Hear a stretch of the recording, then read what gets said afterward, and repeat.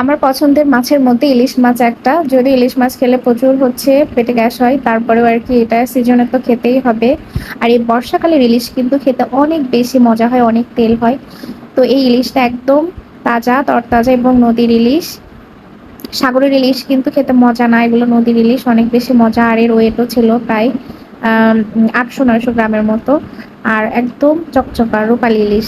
যাই হোক, এই ইলিশটা আমি কেটে নিয়েছি সুন্দর মতো পিস পিস করে। আমার তো ইলিশ মাছ কাটতে খুবই ভালো লাগে, অন্য মাছ কাটতে আমার তেমন ভালো লাগে না, আর সব মাছ আমি কাটতেও পারি না।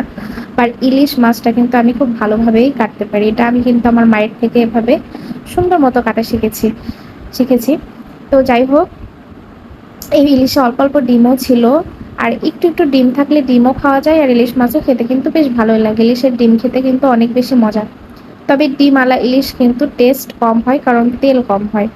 তো এখানে আমার একটু একটু ডিম ছিল, তাই ডিমও খেতে পারবো, ইলিশ মাছও খেতে পারবো।